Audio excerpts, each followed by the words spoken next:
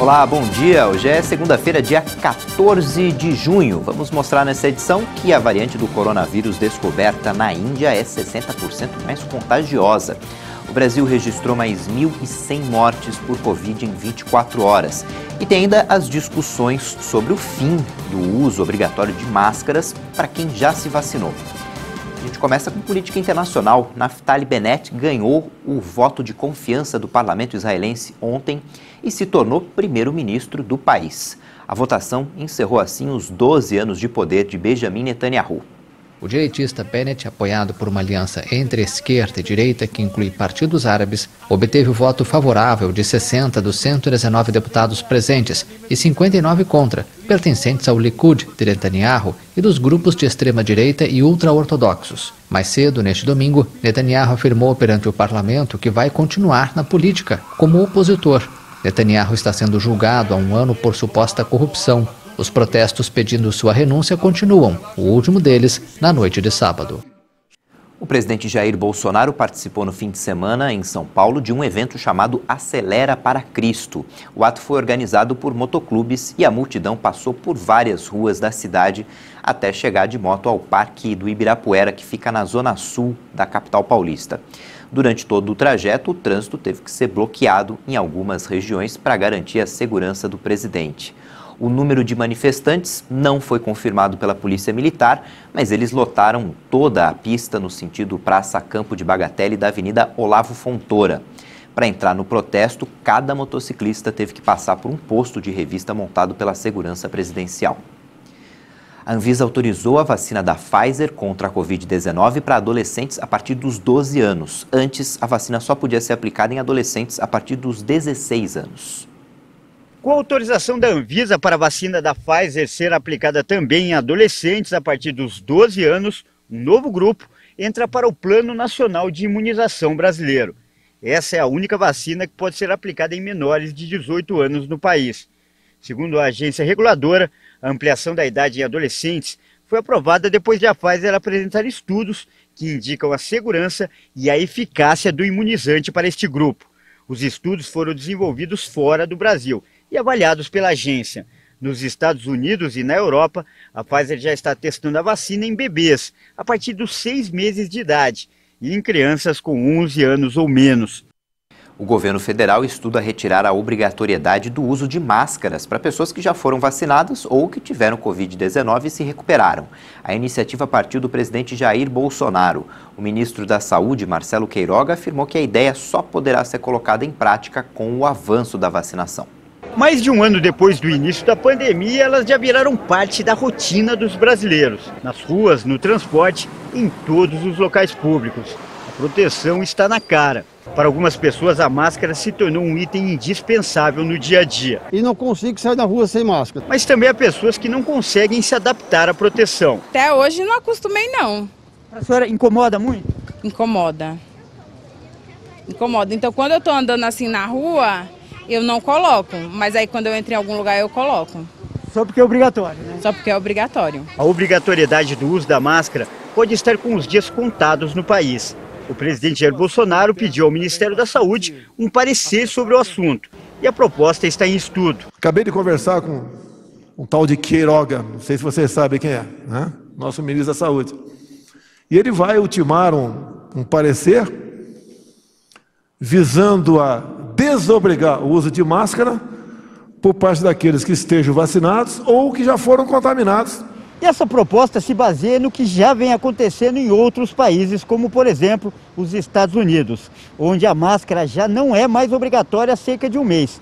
Mas para que isso aconteça aqui, o ministro da Saúde impôs uma condição, que a vacinação avance entre a população. O presidente está muito satisfeito com o ritmo da campanha de vacinação do Brasil, da chegada de novas doses, da distribuição de mais de 100 milhões de doses de vacina. O presidente acompanha o cenário internacional, vê que em outros países onde a campanha de vacinação já avançou, as pessoas já estão flexibilizando o uso das máscaras. O presidente me pediu que fizesse um estudo para avaliar a situação aqui no Brasil. Então vamos atender essa demanda. Alguns especialistas se mostraram contrários à flexibilização do uso de máscaras. Acham que a proteção deve ser mantida mesmo para as pessoas que foram vacinadas. Eu acho que essa medida é completamente inapropriada, na medida em que a doença está muito grave, os hospitais estão todos lotados e a quantidade de pessoas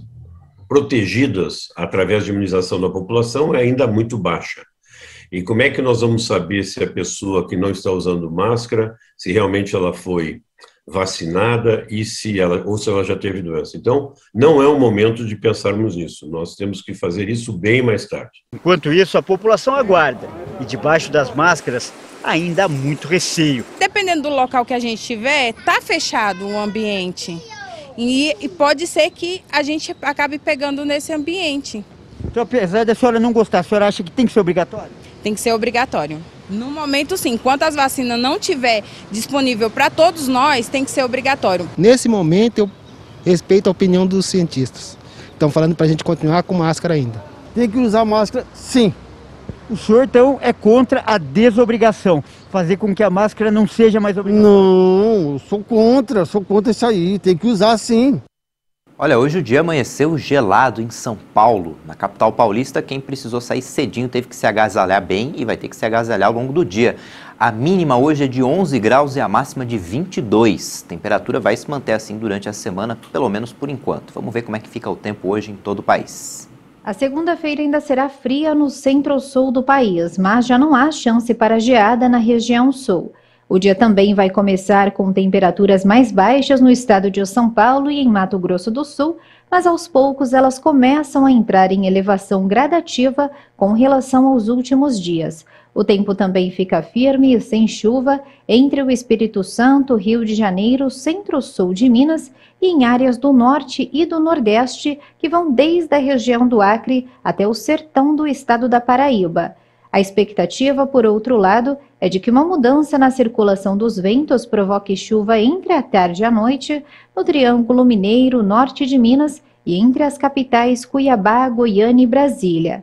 Na região de El Salvador, o tempo continua instável e pode chover a qualquer hora. Já entre Aracaju e a região do Maranhão, o dia ainda vai começar com sol e deve chover rápido, principalmente entre a tarde e a noite. O tempo vai continuar instável e com várias pancadas de chuva no extremo norte do Brasil. Mas sobre as capitais Boa Vista, Manaus e Belém, o dia deve começar com sol e chove apenas entre a tarde e a noite. A mínima prevista em Salvador é de 22, máxima de 27 graus. E em Porto Alegre, mínima de 10, máxima de 21 graus. A Petrobras reduziu no fim de semana o preço da gasolina nas refinarias em 1,9%. É o segundo reajuste da gestão Joaquim Silva e Luna, que assumiu o comando da estatal em abril. O preço médio do combustível caiu 5 centavos por litro. O repasse ao consumidor depende dos postos e distribuidoras, mas o valor cobrado nas refinarias representa hoje 1/3 do preço final. O preço do diesel não mudou. A partir de hoje, os nascidos em setembro que receberam o auxílio emergencial já podem sacar o benefício, já podem sacar a segunda parcela e fazer transferências. A terceira parcela para esse mesmo grupo vai ser depositada em conta no próximo dia 11 de julho. Depois do intervalo, a gente mostra que um novo estudo indicou que a variante do coronavírus identificada primeiro na Índia é 60% mais contagiosa do que a variante britânica. Voltamos já.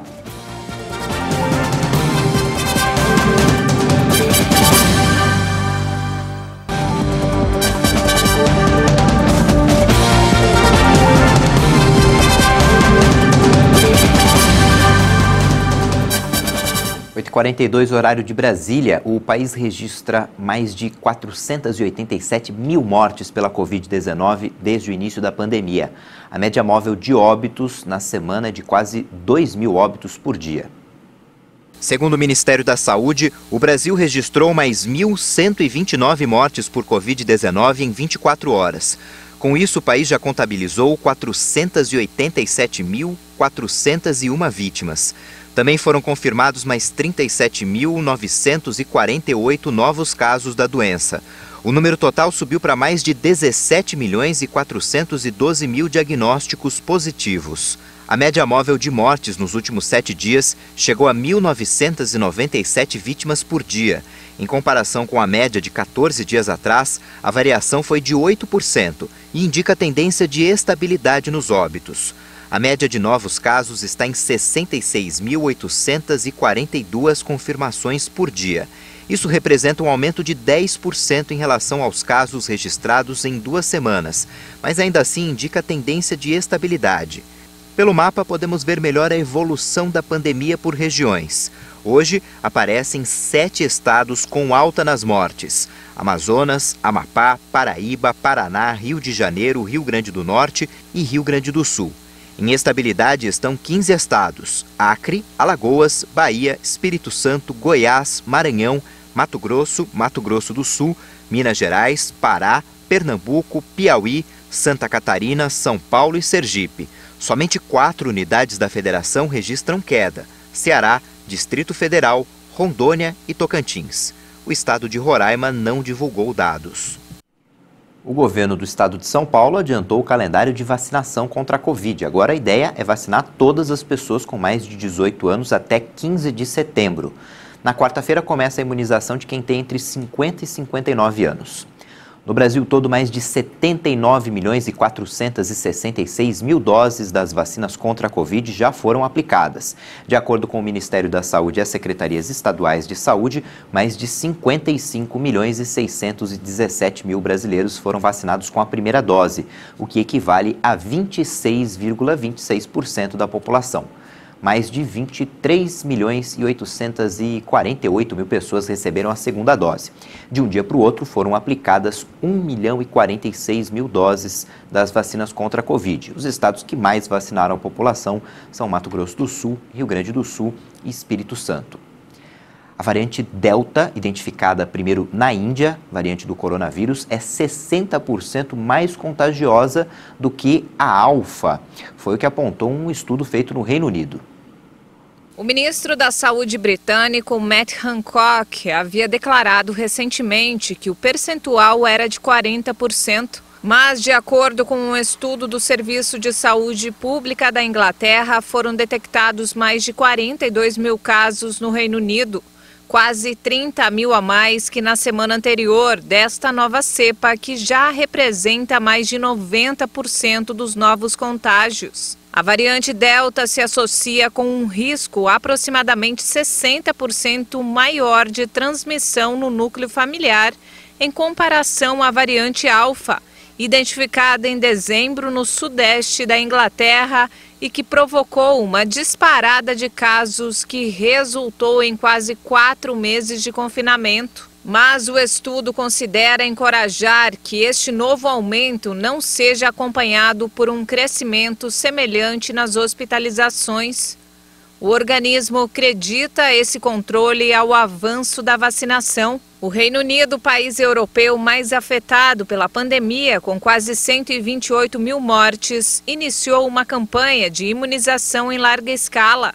Em 6 meses, mais de 77% dos adultos já tomaram pelo menos uma dose.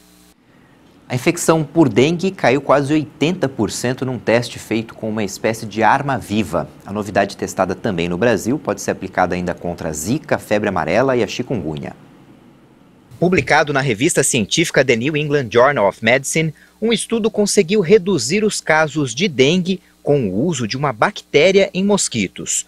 O grupo de cientistas inseriu em mosquitos Aedes aegypti, espécie responsável pela transmissão da doença, uma bactéria chamada Wolbachia, que passou a ocupar no inseto o espaço que antes era preenchido pelo vírus. O estudo, que está sendo realizado na Indonésia, comprovou a eficácia da estratégia para reduzir a capacidade do mosquito de espalhar a dengue e ampliou as esperanças para conter a doença. O experimento utilizou 5 milhões de ovos de mosquito infectados com a Wolbachia. Os ovos foram colocados em potes de água na cidade a cada 2 semanas, e o processo de constituir uma população infectada de mosquitos levou 9 meses. Pesquisas preliminares com o mesmo método realizadas pela Fundação Oswaldo Cruz no estado do Rio de Janeiro apontaram resultados promissores, com a redução de até 77% dos casos de dengue e 60% de chikungunya.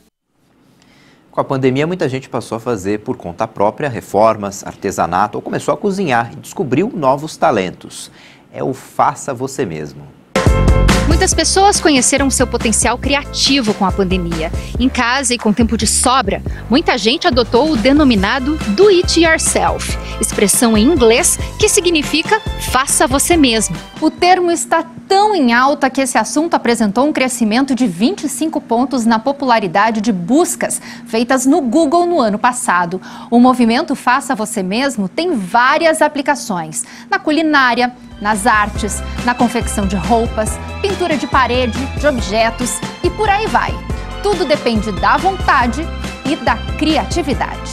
Por conta do confinamento imposto pela Covid-19, muitos passaram a realizar por conta própria uma série de atividades que vão desde reformas e mudanças na decoração do lar, produção de objetos de artesanato e utilidades domésticas, customização e produção de peças de roupa e até incursões culinárias. É o caso da Bárbara, que durante a pandemia aprendeu a fazer tricô, uma antiga paixão que ela finalmente conseguiu colocar em prática. E a Bárbara já confeccionou várias peças. Foi uma coisa assim que no começo eu fiquei só curiosa mesmo, mas aí eu comecei a querer fazer mais e me interessei mais, comecei a querer criar peças novas e aí é um caminho sem volta, né? É o que a gente diz, que o feito à mão, né, o handmade como um todo, assim, é um caminho sem volta. Eu posso falar mais de tricô porque é o que eu me interesso mais, mas eu sei que outras manualidades também são bem cativantes. E você já fez várias peças? Sim, já fiz bastante coisa nesse período.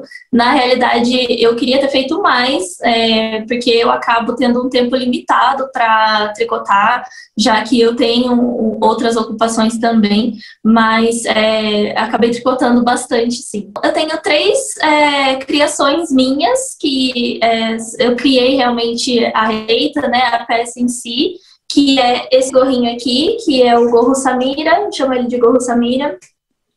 Tem também essa gola, é uma gola bem simples, bem básica, assim, boa para iniciantes no tricô. E tenho também esse cachecol, que é o cachecol Michael, que é uma criação minha também. Ele tem uns pontinhos um pouco diferentes, porque ele é feito com 2 agulhas de tamanhos diferentes, então tem um efeito bem legal. Já a Franciele aproveitou o Faça Você Mesmo para empreender.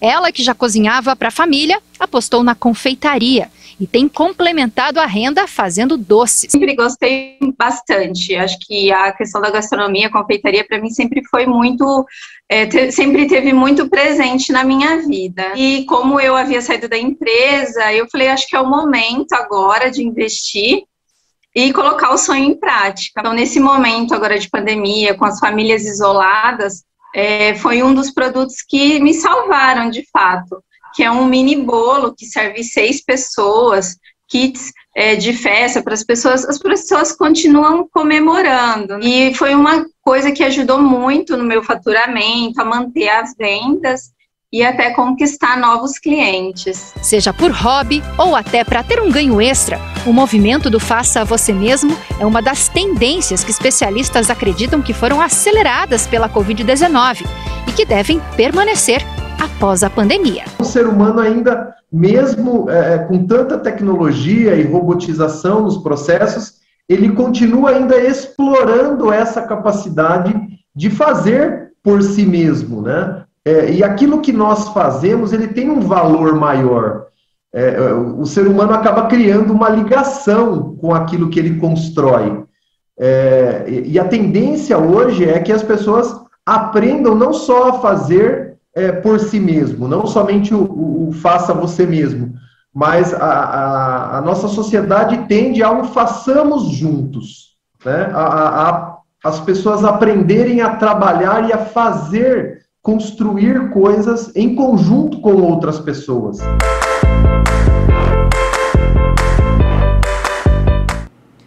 Na tentativa de recuperar a confiança da população japonesa, o comitê organizador dos Jogos Olímpicos de Tóquio anunciou que os árbitros e os voluntários começarão a ser vacinados contra a Covid a partir dessa semana. Cerca de 18 mil trabalhadores das Olimpíadas de Tóquio, incluindo árbitros e voluntários, serão imunizados até o início da competição. O anúncio foi feito pela presidente do comitê organizador, Seiko Hashimoto, em entrevista coletiva. Hashimoto declarou que espera que a imunização desse grupo permita que as equipes participem do evento com tranquilidade. As vacinações começarão em 18 de junho, com segundas doses administradas antes da abertura, em 23 de julho. O programa de imunização do Japão teve início lento. Embora agora ganhe ritmo, apenas pouco mais de 4% da população está 100% imunizada e cerca de 13% receberam a primeira dose. Há apenas 6 semanas da abertura dos Jogos, as autoridades ainda lutam contra a oposição do evento e buscam reconstruir a confiança dos japoneses de que os Jogos Olímpicos serão seguros e um sucesso. No futebol, pelo Campeonato Brasileiro, mesmo com desfalques, o Flamengo venceu o América Mineiro por 2-0. Os gols da partida foram marcados por Rodrigo Muniz e Bruno Henrique. Em Minas Gerais, o Atlético Mineiro venceu o São Paulo por 1-0. Esse é o pior início do tricolor paulista em campeonatos brasileiros desde 2006. Em 3 jogos na competição, a equipe tem apenas 1 ponto. Em Porto Alegre, o Atlético Paranaense venceu o Grêmio por 1-0, com a 3ª vitória do Atlético na competição. Na Arena Castelão, o Fortaleza venceu o Sport por 1-0. O Fortaleza está na liderança do Campeonato Brasileiro. Em Bragança Paulista, o Red Bull Bragantino e o Fluminense ficaram no 2-2. Em Salvador, no primeiro jogo depois da demissão do técnico Miguel Ángel Ramírez, o Internacional venceu o Bahia por 1-0, a primeira vitória do Colorado na competição. Em Santa Catarina, Chapecoense e Ceará empataram em 0-0. Agora falando da Eurocopa, a Inglaterra venceu ontem a Croácia por 1-0. O gol da partida foi feito pelo Sterling. Essa é a primeira vez na história que os ingleses venceram em uma estreia da Eurocopa. Em Bucareste, a Áustria venceu a Macedônia do Norte por 3-1. Em Amsterdã, a Holanda estreou com vitória na competição. Os holandeses venceram a Ucrânia por 3-2. O Brasil goleou a Venezuela ontem na estreia da Copa América. A partida foi em Brasília. Os gols foram feitos pelo zagueiro Marquinhos, gol marcado ainda no primeiro tempo da partida. No segundo tempo, Neymar fez de pênalti e igualou a marca de Ronaldo Fenômeno como o segundo maior artilheiro da história da seleção, com 67 gols, está só atrás do Pelé. E o Gabigol fez o 3º gol da partida. Ontem também teve Colômbia e Equador. A Colômbia venceu por 1-0 o jogo disputado em Cuiabá. Uma partida de futebol na Polônia foi interrompida de uma forma inesperada. Um paraquedista teve que pousar no campo e ainda levou cartão amarelo. A filmagem mostra o salto. Tudo parecia ir bem até o momento em que o paraquedista aciona o equipamento principal e ele não abre. Rapidamente o homem aciona o paraquedas reserva. A reviravolta inesperada faz com que o paraquedista decida fazer um pouso de emergência. Com a aproximação rápida do solo, o homem escolhe um campo de futebol como opção mais segura. Mas ele não tinha ideia que rolava uma partida da 3ª divisão do campeonato polonês. O pouso interrompeu o jogo, que só foi retomado após o paraquedista recolher o seu equipamento e deixar o campo. Felizmente, ninguém ficou ferido, embora o paraquedista tenha recebido um cartão amarelo de um árbitro bem-humorado.